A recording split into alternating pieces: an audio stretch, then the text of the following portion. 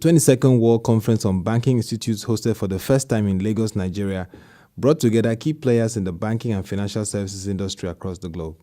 Focusing on the theme Rethinking the Future of Banking and Finance and Lifelong Learning, it provided an opportunity for a two-day robust discourse on the changing dynamics in banking. At the opening session, which featured goodwill messages from dignitaries and royal fathers, prominent traditional rulers in Nigeria, the Ooni of Ife, the Obi of Onitsha, and the Oba of Lagos gave their remarks at the conference. The first legal currency ever spent in the world was discovered in the continent of Africa. And as the most populous black nation, the discoveries started from this region. And we all know the currency is cowrie.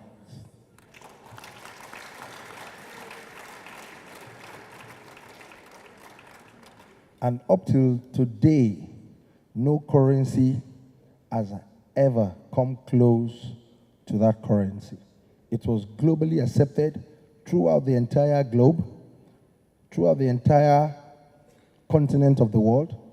That currency was the main legal tender. In this part of the world, we did a lot of research about cowries, and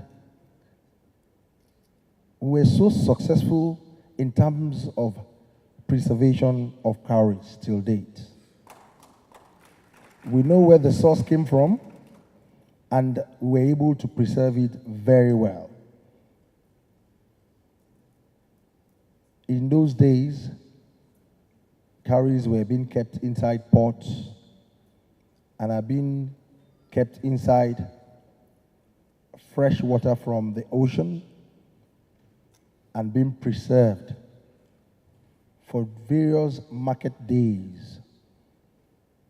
It's a natural occurrence up till date, and if we don't tell our stories, nobody will tell our stories for us. That initiative dovetailed to banking all over the world. So it's a great privilege for us to be hosting this, and as one of the custodians of culture and tradition, we are very proud to say that our heritage is linked to renaissance of banking and finance all over the world. The world that we live in today, it's all about managing change and responding to change and ensuring that we keep pace with change, which I tell my community that we have to run fast enough to stand still. And if you don't keep abreast of change, then you are left behind. And that's what it's all about.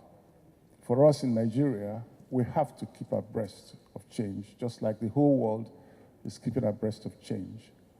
We have to close the gap in opportunities, and we have to close the gap in welfare and basic livelihood, etc., etc. We have to ensure that we don't have $43 million stacked away in apartments where we don't have drinking water and we don't have basic necessities of life. And all the challenges we have, the banking industry is central, very much central, to management of wealth, to redistribution of wealth, and to the optimization of the use of wealth. To you, the bankers, let me tell you the home truth. Some of you in the banks, majority are very good.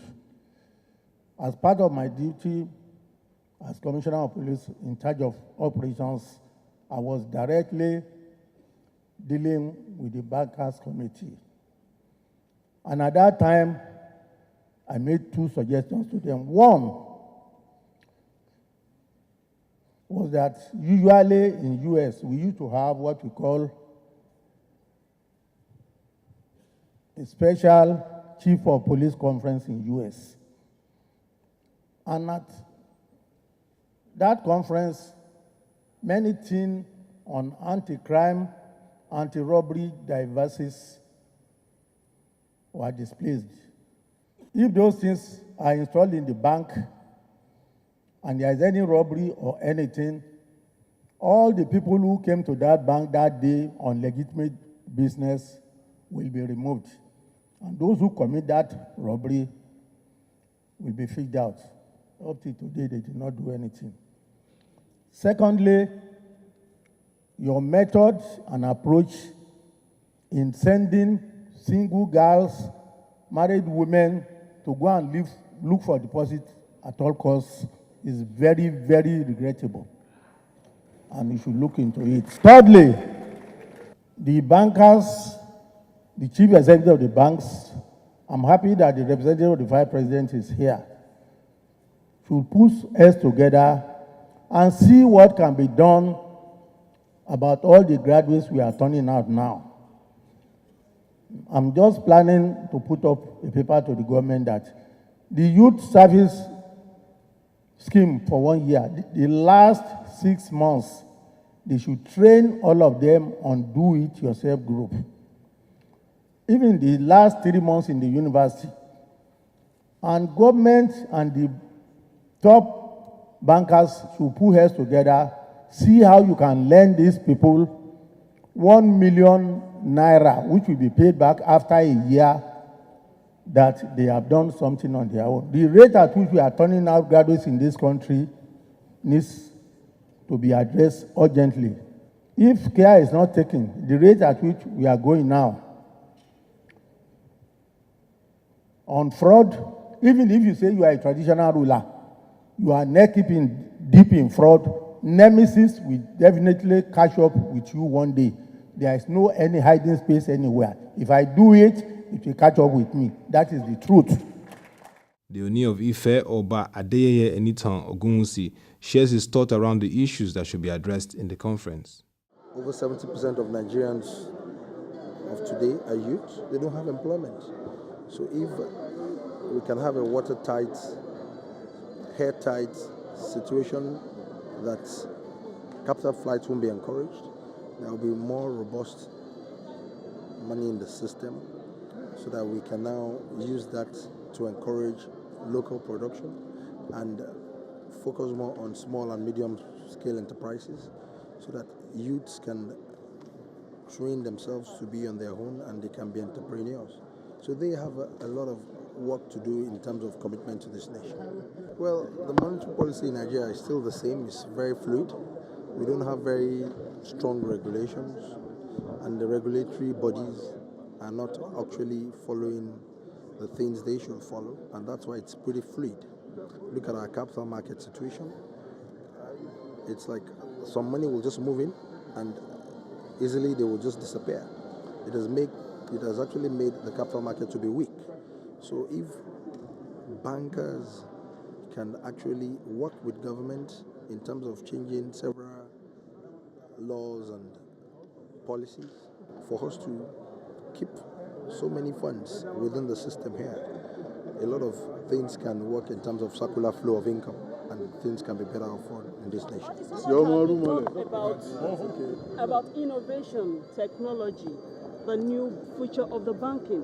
Now, what do you think the banking sector in Nigeria should do to embrace the new technology? Obviously, that's the way forward because more than 60% of money circulating in Nigeria is not captured in the banking sector. They can use technology to drive it. And it's very important for them to write softwares that are culture-based, that are based with our local needs and requirements. If they import softwares outside the country, it's very counterproductive. They should have a lot of trained engineers that understand this system and work towards how to develop different applications. So it's important. That's the way forward. President of the Chartered Institute of Bankers of Nigeria and chief host, Professor Segun Ajibola, gives further insight on the conference, the theme, and the adoption of technology to drive financial services. Technology is displacing brick and mortar banking. It's been like that for quite some years now. It will get much more fierce as time goes because things are changing fast. The dynamics of banking are changing, and the way and manner banking services are provided, the stakeholders are also witnessing tremendous and monumental changes. So technology in form and in substance is changing fast, and Nigeria cannot be an exception. Nigeria cannot be left behind. Nigeria cannot do otherwise. So what we are witnessing, and the main thrust of some of the discussions during this conference, will be on how to apply technology to provide banking services more efficiently to all stakeholders. With 6 panel sessions that will attract financial experts, scholars, seasoned bankers, and business leaders, it is expected that the 22nd World Conference on Banking Institutes will, over the 2 days period, articulate a robust strategy and roadmap preparing for the 4th industrial revolution that will transform the entire global banking landscape.